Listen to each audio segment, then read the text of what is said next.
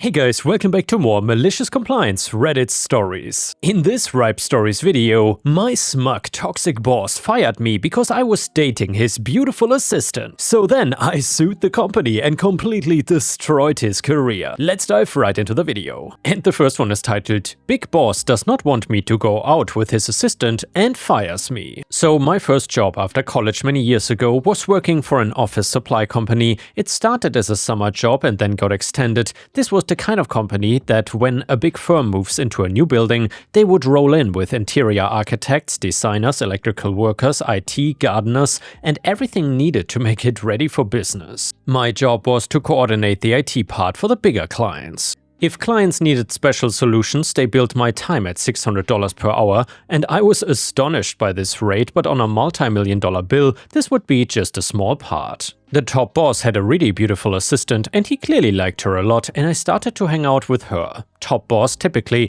wanted to go to lunch with his assistant and other managers, and she would rather be with me, but could not tell her boss this. And with some excuse, she often met up with me for lunch. She was smart, funny, and a blast to be with, and we all had company cars. The sales department had at this time received a database of products from some vendors, and it was not compatible with their database. I asked if it was possible to import it all, and I found out fast that I could do it in a few days' time. I told them I would do it, but it would take a few weeks since I had to do it when I got open time slots.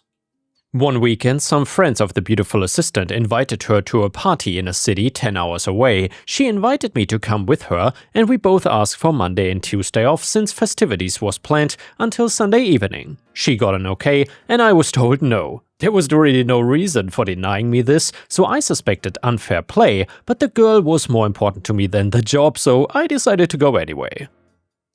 Before I go, I tell the sales department boss that he will get his database updated next week and also a program to import future updates from suppliers. He was very happy about this, as this has been a big problem, and they had some big orders waiting for the tools I was writing. Weekend comes and we take her company car and go. On Monday, boss calls and I tell him I cannot come in before Wednesday.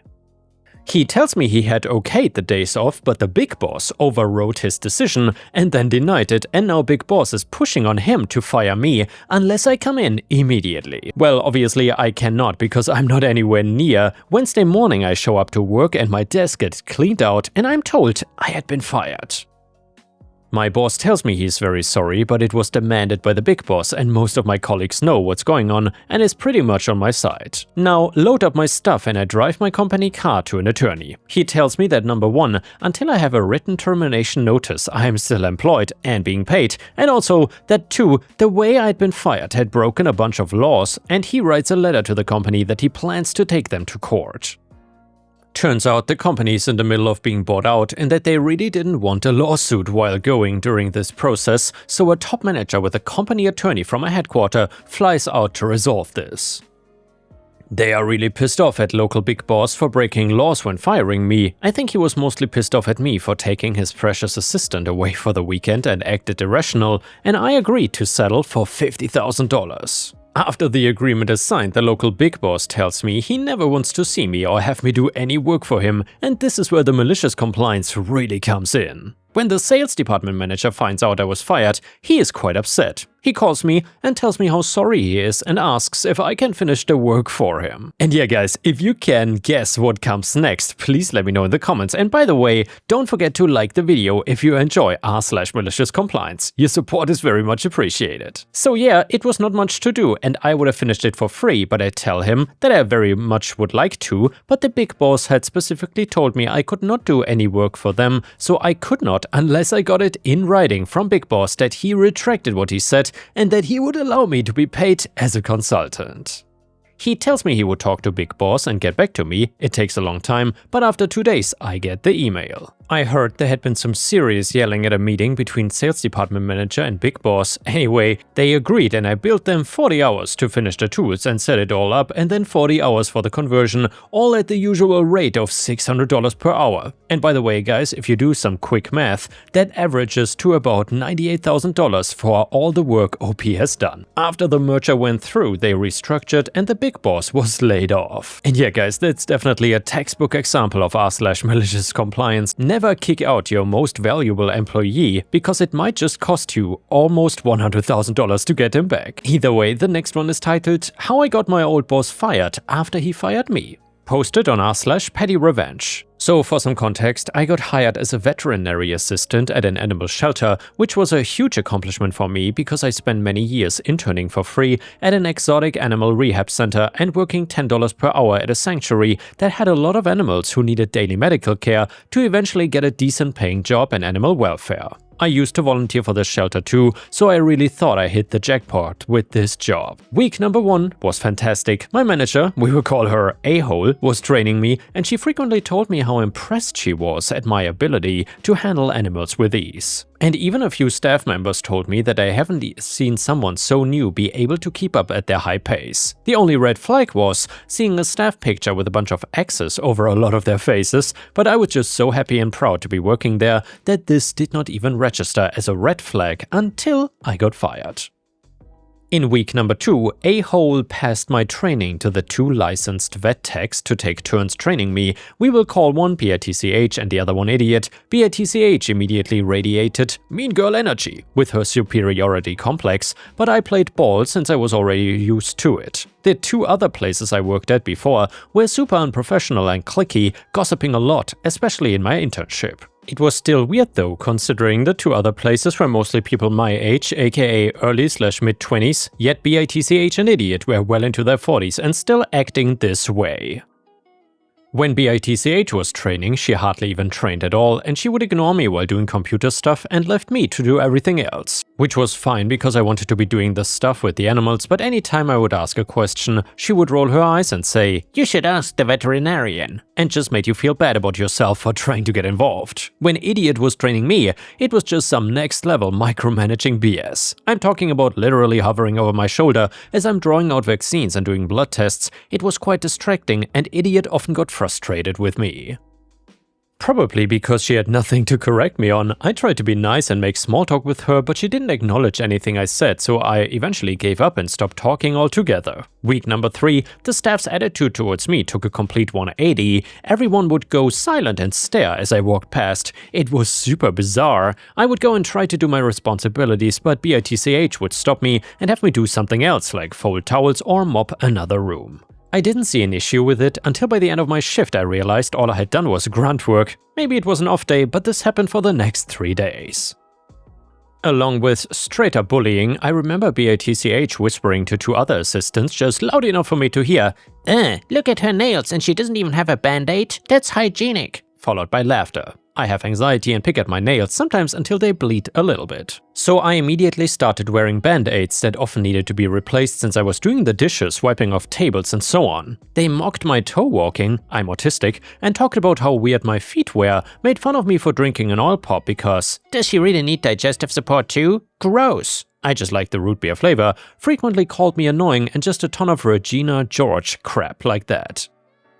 All of the bullying was within earshot too, as I was doing the grunt work, holding back tears for hours every day. It felt like a humiliation ritual. And damn guys, I gotta say, I already feel so bad for OP. What a terrible workplace. Have you ever experienced something like this in your life? Let us know about it in the comments if you want to share some stories. Anyway, then in week 4, this is where it gets juicy. There was a staff meeting, which means there were no appointments for the first half of the day, and after the meeting ended, everyone was just sitting around and talking. Not to me, of course, I was completely alienated. The clinic head, we will call him Dumbass, eventually walks into the clinic and says, "Hey OP, can you come into my office so we can talk about your performance?" In front of everyone. All eyes were on me as we walked into his office. He left the door wide open, sat me down and said, "Based on your performance report, it seems that, you have the right attitude and energy, but you are just not quite catching on." I pushed back, saying that I was drawing up vaccines, giving vaccines, doing blood tests, filling prescriptions, entering patients' info into the computer system, checking patients in and out of the clinic, animal restraint, and then asked what I wasn't catching on to. He stuttered for a moment and said, "Well, you're asking too many questions. You keep leaving without telling anyone and have been way too fidgety around the patients." My eyes immediately welled up and I asked to shut the door. Dumbass said, of course, after shutting it, I told him that I was autistic, bipolar, and have extremely bad anxiety. His eyes went wide and looked down as he said, "Oh." There was a long pause, so I sat back down. Then he continued saying, "Well, this changes everything." "This was originally gonna be a more stern talk, but now how can we accommodate you?" I explained that I was only leaving to replace my band-aids as needed and apologized for not telling anyone. It was less than 30 seconds to grab one, which is why I didn't inform anyone, and then promised to do so from now on, and said all I needed was hands-on training, which I thought was basic training, but whatever. Dumbass ended the conversation with, "I will need to tell HR, a-hole, and Dick, other manager, since they are on a need-to-know basis, but I promise you we will treat you with the utmost respect." Sure. I walked out of the office in tears, and there was BITCH waiting outside. She laughed at me while saying, "Hi, OP." I still smiled and said hi. When I got back in the clinic, nobody would even look at me. The last 4 hours was pure humiliation. There wasn't even grunt work to do. I was literally just standing there, and I wanted to ask to go home early but was too scared to, and basically spent the rest of my shift going in and out of the bathroom, having panic attacks every 10 to 15 minutes, longest 4 hours ever. Next day, a-hole was now training me again, and I was actually able to do stuff that wasn't cleaning. The staff was still being super weird, which just fueled my anxiety and made it extremely hard to focus. During my lunch break, I went to Dumbass's office to speak to him privately. I started to cry, telling him how everyone was just staring at me as if I were a ghost and felt like I was being judged. Dumbass said, "I think I know what's going on. You see, there's this worry that you might not work out. But I can assure you that nobody's judging you. We want you to succeed." Still crying, I asked him if there was anything he could do. Admittedly, I'm not sure what he could have done, but anything is better than what he actually did. Dumbass looked me straight in my crying eyes and said, "Well, OP, you might not make a good tech." Notice how he started calling me a tech even though my title was assistant, just to F with my head more. My jaw literally dropped and then he said, "I don't know what to tell you, just go out there and kick ass." I left his office completely dumbfounded, and at the end of my shift I asked a-hole what my strong points were and what I needed to improve on. All she said was, "Well, things will either stay the same or get better. You're done with your shift, so you can go home now." I went home crying again and was actually starting to doubt my abilities until I looked at the Glassdoor, and indeed, reviews for this place. At least half were the exact same stories: bullied by the techs, reprehended for frivolous reasons, fired for the same reasons, and that your ability to succeed has nothing to do with skill and everything to do with who likes you. I knew right then and there that I needed to start a paper trail but didn't know how or where to start. However, they gave me a great start by having Dick text me a little after 11 PM with an updated schedule that had me working the next 6 consecutive days in a row. In the interview, we specifically agreed to me working no more than 4 days a week because of school and the fact I couldn't afford more than 4 Uber rides a week. I immediately emailed Dumbass and I told him due to my frequent panic attacks and crying spells from our disciplinary talk that I would not be able to make it onto work tomorrow and thanked him for the accommodation. He emailed me less than 50 minutes later and said, "I hope you feel better soon. Let me know when you're ready to come back into work." It was not even a lie. I was a total mess. I'd already worked 4 days that week, so the next day I emailed Dumbass saying basically the same thing. He emailed me back saying that I could take as much time off as I needed and to let him know when I'm ready to come back into work. He knew I had him by the balls at that point. Around 3 PM that same day, HR emailed me saying, "I know it's your day off, but we need to schedule a call to chat tomorrow." I knew exactly what was gonna happen and told him I would call him at 4:30 PM so he could sweat all day at work. Next day at 4:30 PM, I called HR right on the dot and he told me that there have been some red flags, so I asked him to elaborate. He stuttered and said, "Well, you know, the stuff Dumbass talked to you about in his office." I told him that we spoke about my disabilities and not my performance. HR was speechless. You could hear him holding his breath as I explained how the conversation actually went. He was like a malfunctioning robot, repeating the same, "Your termination is effective immediately. I will send you an email confirmation." I kept pushing back and demanding more specific reasons and then said, "Name one thing I've done wrong." HR just hung up on me. So they basically handed me a lawsuit, but I still fell into a deep depression. In 2018, I was 5/150'd and put into the ICU wing of the psych ward, if that gives you an idea how bad my bipolar disorder can get. I had worked so many years on my mental health and gaining work experience, and I actually thought I made it in life for a second. Not only were my dreams crushed, but my self-esteem as well. Luckily, you have 180 days to file a complaint with the EEOC, and around day 150, I finally got my butt off and found an attorney to take my case on contingency. The complaint was filed at I think day 165 or something like that, and I waited long enough for them to feel safe because clearly they knew they could get sued. I gave HR the kiss of death with my late-night email asking for a copy of my most recent pay stub. They wanted to mediate, which I was open to, and HR is such a ducking idiot, he was late to mediation and the CFO was pissed. Their offer was insulting, just $700. I obviously declined and we continued the EEOC process, and it took well over a year before I was finally able to issue an NRTS in early June of this year. By the end of the month, we reached a 5-figure settlement that was around 35 times their original offer at mediation. It is taxed and I paid the contingency fees back, but this was never about money, it was about my dignity. Plus, since I've been focusing on my mental health and getting my degree, I'm definitely not rich by any means, so the leftover dollars can still wipe a few tears. The main reason I wrote this is because a few nights ago, I checked their website to see if anyone actually got fired, and to my surprise, dumbass was not on their website anymore.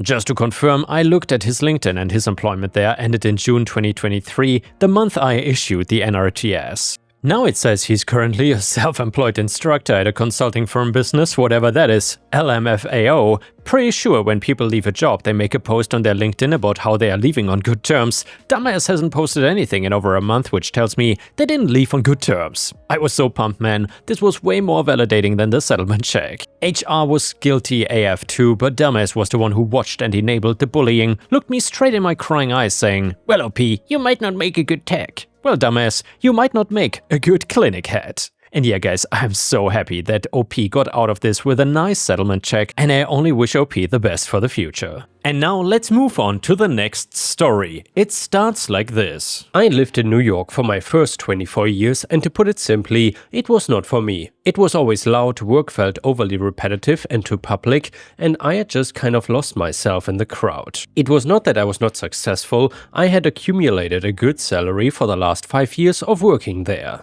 But well, the wunderkind did not like the taste of city air, so I had to make a change for myself. My first solution was to just move out of the city to a nearby state. I spent weeks researching houses and reaching out to locals, and even though I met some nice people, I still did not find anything that clicked. Or if I did, the budget was so outrageously high that it would only be depressing to look more into it. But then after a bit more digging, I found an even better idea. For a bit more context, my parents immigrated from the Caribbean right before they had me. They left behind what I heard from them to be a good life, and there's always been this weird guilt put on me that I would never get to see the people from their lives. They still occasionally visit, especially since I'm old enough to make it on my own now and don't need them to stay behind, but I had never even thought about really going until now. And by the way guys, my apologies if I still sound a little bit sick. I think the cold is almost over, but let's see. So, seeing as it was one of the better options I had though, I did some digging. For some reason, I was really drawn to the Dominican Republic. Something about the pictures I saw just spoke to me in ways the other islands didn't. Before long, I stumbled upon this house that was presumably abandoned. I had to fact-check that a few times because it was in great condition from what I could tell. It was 2 stories, had surrounding trees, and it was practically an isolated lot that came with it. Because of its abandoned state and remote setting, it was so cheap that I couldn't pass it up. I spent a couple more weeks figuring out the details, but pretty quickly I was on my way to my new home. The first few days were amazing. I had moved in pretty quickly and had time to just relax before worrying about setting up my office and where I would now be working remotely. I'm super grateful that my company was able to keep me on despite being in another country. I know that's pretty damn rare. But anyway, after settling in and exploring a bit around the nearby town, I was ready to start my new life. Well, that is when I first met Karen. She's a middle-aged local who introduced herself as an official government worker, which was true. The island I was living on was under the jurisdiction of a small local government, and Karen was the one pulling all the strings. How do I know this? Well, that's the first thing she told me when she came knocking on my door about a week into living there. After spilling her reputation to me, she demanded a processing fee to leave me alone. I was obviously very confused since I had cleared all the fees very early on to make sure I was budgeting correctly. Something was still very fishy here though. I told her that I was positive I don't have to pay anything else and if she could give me more information, but she rolled her eyes and said that I knew what she was asking for.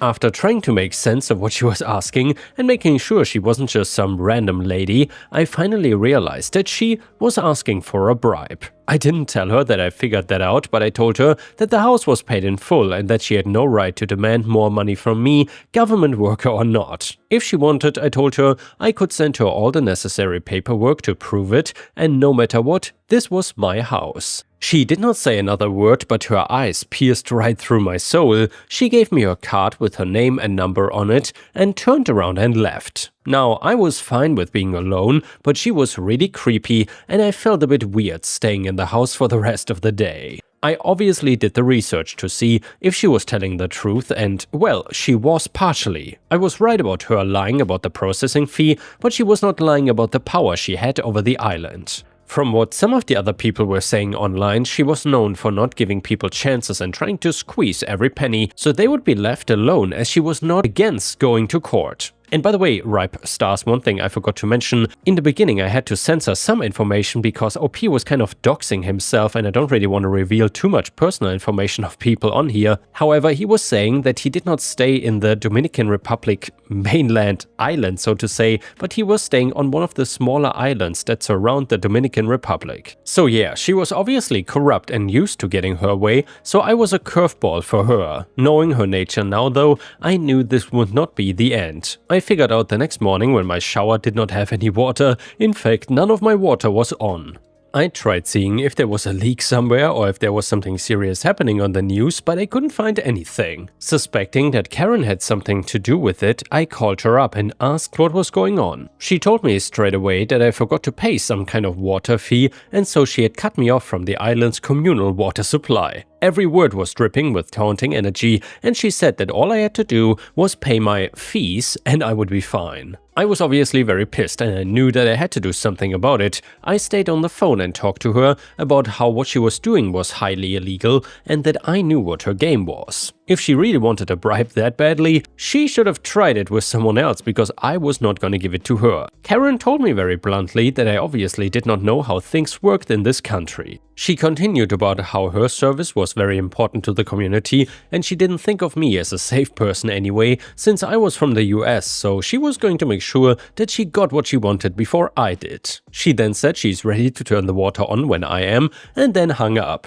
I could not shower, I could not drink, I would not even wash my face. This was straight up abuse of power and I was not gonna just sit back and take it. I did some research on the governing system here and found out that while Karen was at the top of this island, she was not the head of the Dominican Republic's government, obviously. I documented everything she did and brought all my paperwork to the mainland. As soon as I got there, I filed a complaint with the regional government office, which was directly on top of Karen. It was a pretty straightforward process and I had a strange gut feeling that it was way too easy to clear the air. Well, it wasn't. Apparently that complaint made its way to Karen's ear very quickly, and the next day there was a paper taped to my door. It claimed that my house, because of it being abandoned for so long, was uninhabitable and was being filed to be demolished. It said that I had 30 days to vacate the house or additional fees would be added.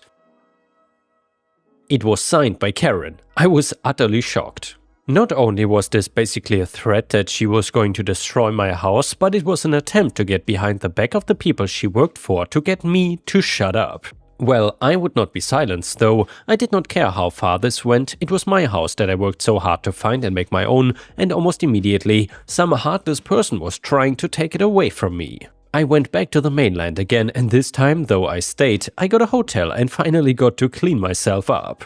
I got to work and hired a lawyer who specialized in corruption cases, and when we first met up, he thanked me for already having so much evidence against her, especially since Karen did not even really try to hide what she was doing. For days, we both dug up everything we could about her, even going back to the island to get the response of some of my neighbors and their experiences with Karen. None of them were as bad as mine, but some of them had actually been scammed by her before and just did not know what to do. The lawyer had a field day with all of it and suggested that we go straight to the regional government as well as whatever media would hear us out. The meeting was like a middle school presentation of Find the Bad Guy. My lawyer explained all the laws that went against her actions, such as bribery and abuse of power, which under law number 44806 are criminal offenses if anyone is curious. We showed videos and pictures of my shut-off water supply, the notice on my door, which now looked so fake I couldn't even believe I even considered buying it, as well as all of the documentation that proved I didn't have anything to pay to anyone.